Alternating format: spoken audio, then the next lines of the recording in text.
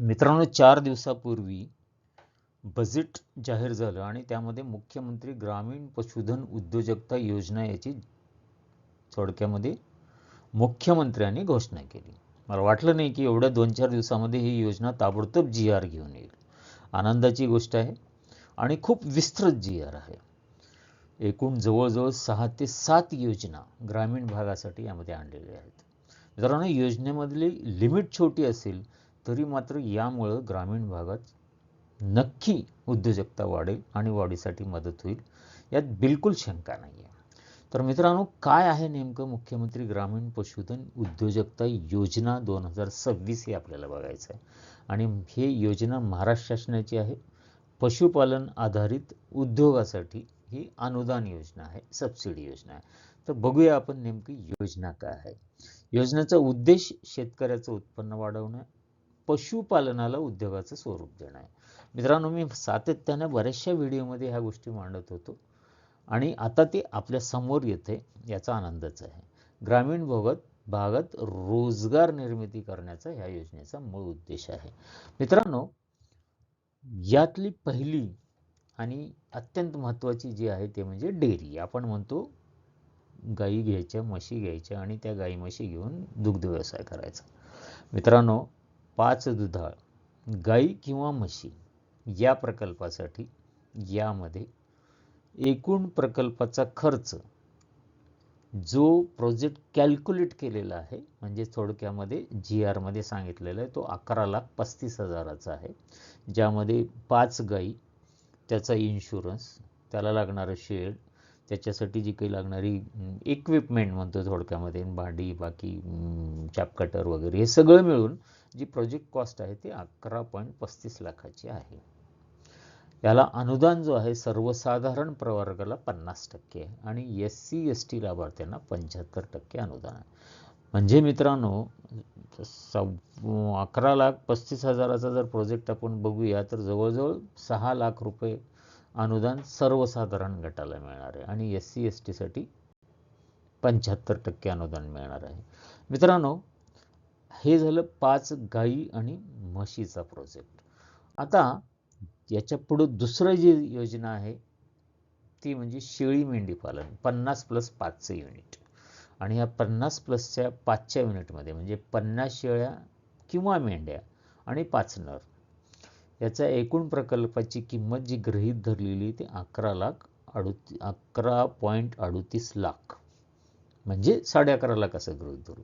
याच्यामध्ये सुद्धा अनुदान किती राहील तर 50% ते 75% अनुदान राहणार आहे. मित्रांनो, आता यानंतर आहे कुक्कुटपालन. आता कुक्कुटपालनमध्ये 2 प्रकार येतात, पण आपण पहिल्यांदा बघतो कुक्कुटपालन हे अंडी उत्पादन करण्यासाठी 5,000 पक्ष्याचं अंडी उत्पादनाच्या युनिटसाठी यामध्ये प्रकल्पाची किंमत आहे 30 लाख रुपये. मित्रांनो, हे गव्हर्नमेंटने सगळं कॅल्क्युलेट करून प्रत्येक प्रोजेक्टची कॉस्ट कॅल्क्युलेट केलेली आहे की एवढा या प्रकल्पाची किंमत होईल, यामध्ये या गोष्टी घेता येऊ शकतील, म्हणजे एवढे पक्षी, अशा प्रकारचं बांधकाम असेल, या सगळ्या गोष्टी त्यामध्ये कॅल्क्युलेट करून त्यांनी 30 लाख रुपये त्याची किंमत काढलेली आहे.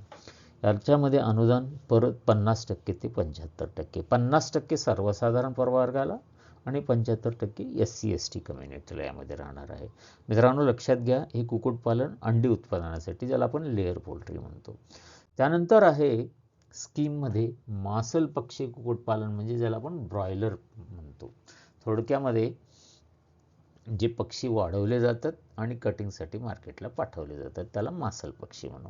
यासाठी म्हणून जी प्रोजेक्ट कॉस्ट आहे ती 3,000 पक्ष्यांच्या प्रोजेक्टसाठी 12 लाख रुपये आणि 5,000 पक्ष्यांच्या प्रोजेक्टसाठी 19 लाख रुपये अशी प्रोजेक्ट कॉस्ट आहे. मित्रांनो, याच्यामध्ये जनरल म्हणजे सर्वसाधारणसाठी 50% आणि SC/ST साठी 75% अनुदान राहणार आहे. थोडक्यामध्ये 3,000 पक्ष्याचं जर काही युनिट असेल, 12 लाखाचं त्याच्या प्रोजेक्ट कॉस्ट होत असेल, ज्यामध्ये सगळ्या गोष्टी शेडसहित घेतलेल्या आहेत, तर त्याला, त्या युनिटला 6 लाख रुपये सबसिडी मिळेल असं गृहीत धरायला, म्हणजे गृहीत नाही, थोडक्यामध्ये मिळणारच आहे. आणि त्याचप्रमाणे आपण बघितलं, जर 5,000 पक्ष्याचं असेल आणि सर्वसाधारण प्रवर्गातली व्यक्ती असेल तर त्याला 19 लाखाचा प्रोजेक्ट होईल आणि त्याच्या 50% जे काय असेल म्हणजे 9.5 लाख रुपये ही त्याला सबसिडी मिळणार आहे.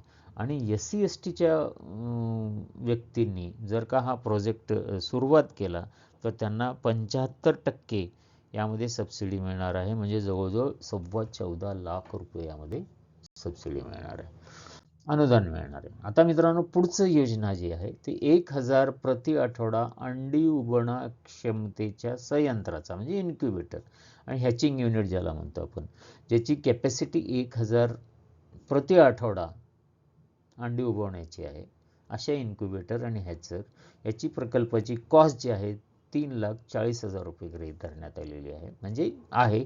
आणि त्याचं अनुदान 50% ते 70%, परत सर्वसाधारणला 50% आणि 70% जे आहे ते आपण SC/STसाठी आहे.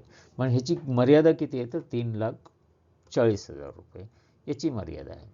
आता मित्रांनो, याच्या पुढं मुरघास संयंत्र वाटप योजनेचं उद्योजकता विकास करणे, म्हणजे मुरघासाचा सुद्धा वैरण विकासमध्ये मुरघासाच्या प्रोजेक्टला सुद्धा यामध्ये घेण्यात आलेला आहे. या योजनेमध्ये लाभ दिला जाणार आहे. मित्रांनो, याची प्रकल्प मर्यादा आहे 26 लाख.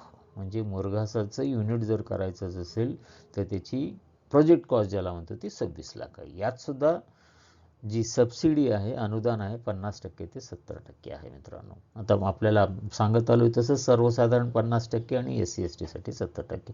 पण यात मूळ अट काय आहे तर एक पात्रतेसाठी मेजर अट याच्यामध्ये ती आहे तर ज्या व्यक्तीकडं किमान 10 मोठे पशुधन, म्हणजे गाई म्हशी म्हणतो आपण, 10 मोठे पशुधन किंवा 100 शेळ्या मेंढ्या, म्हणजे शेळ्या किंवा मेंढ्या, म्हणजे पात्रता काय, कमीत कमी 10 मोठे पशुधन असले पाहिजे किंवा 100 शेळ्या किंवा मेंढा असल्या पाहिजे आणि स्वतःचं किमान 50 HP ट्रॅक्टर असणं आवश्यक आहे. अशा व्यक्तीसाठी हा प्रोजेक्ट मुरघासाचा प्रोजेक्ट दिला जाणार आहे. म्हणजे अशा व्यक्ती यामध्ये अर्ज करू शकतो. तर मित्रांनो, हा मुरघासाचा प्रोजेक्ट झाला.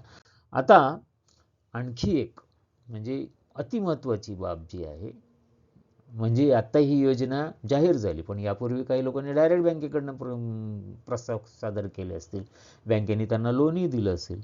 अशा व्यक्तींना सुद्धा या योजनेमध्ये समाविष्ट करण्यात आलेलं आहे. ते म्हणजे शेळी, मेंढी, गाय, म्हैस, कुक्कुटपालन व्यवसायाद्वारे उद्योजकता विकास करण्यासाठी घेतलेल्या कर्जामध्ये व्याज सवलत दिली जाणार आहे. मित्रांनो, हा महत्त्वाचा मुद्दा आहे. बघा की डायरेक्ट बँकेने जर दिलेलं असेल आणि त्यांना चालू केलं असेल तर अशा व्यक्तींसाठी घेतलेल्या कर्जावरील व्याज दरात 4% सवलत. म्हणजे समजा बँक 8% व्याजदराने पैसे घेते, म्हणजे व्याज लावते, तर त्यात 4% सवलत मिळेल. समजा बँक 12% व्याजदराने व्याज लावलेला जातो तर त्याला 4% सवलत मिळून त्याला फक्त 8%च व्याज लागेल. आणि ही जी मर्यादा आहे त्याची 4 लाखाच्या मर्यादेत पूर्ण कर्जाची परतफेड झाल्यानंतर या योजनेमध्ये ह्या योजनेचा लाभ दिला जाणार आहे.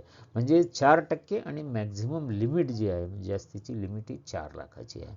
असंही हे मी आत्तापर्यंत तुमच्यासमोर 6 वेगवेगळ्या योजना ह्या म्हणजे या योजनेमध्ये 6 वेगवेगळ्या ॲक्टिव्हिटी ज्या आहेत ते शासनाने आता दिलेली आहेत.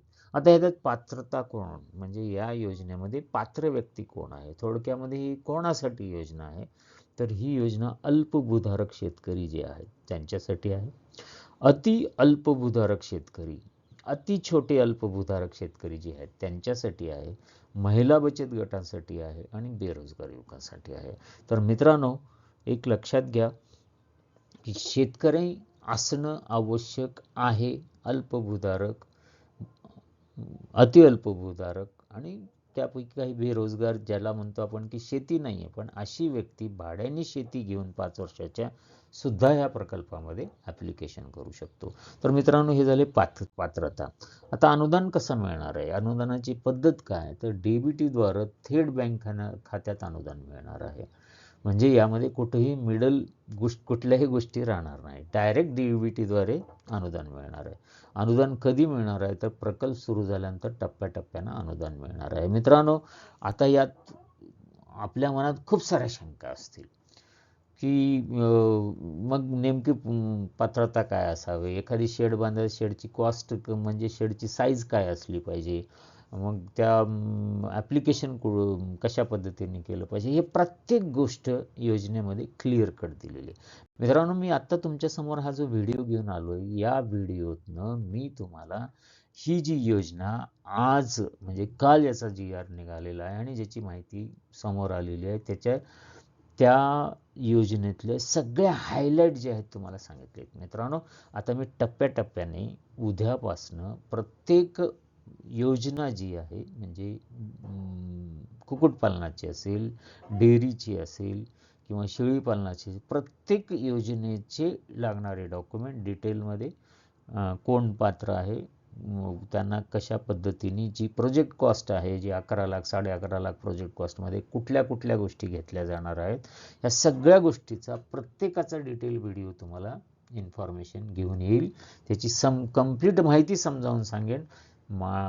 ग्रामीण भागातल्या शेतकऱ्यांसाठी योजना असल्यामुळं मराठी भाषेत त्याच्यापर्यंत पोहोचण्यासाठी जशी लागेल तशी माहिती मी तुमच्यासमोर घेऊन येईन. तर मित्रांनो, ही एकूण धन्यवाद देऊ आपण सरकारला की ताबडतोब ही योजना जी आहे मुख्यमंत्री पशुधन योजना सुरुवात केलेली आहे आणि याचं सगळं ॲप्लिकेशन आपले जे पशुधन डिपार्टमेंट आहे त्यांच्या थ्रू राबवलं जाणार आहे. मित्रांनो, माझ्या कप्ती यूट्यूब चॅनलवरनं अत्यंत कुठेही मिळत नाही आणि अत्यंत गरजेची आहे अशी माहिती तुमच्याकडे मी देतोय.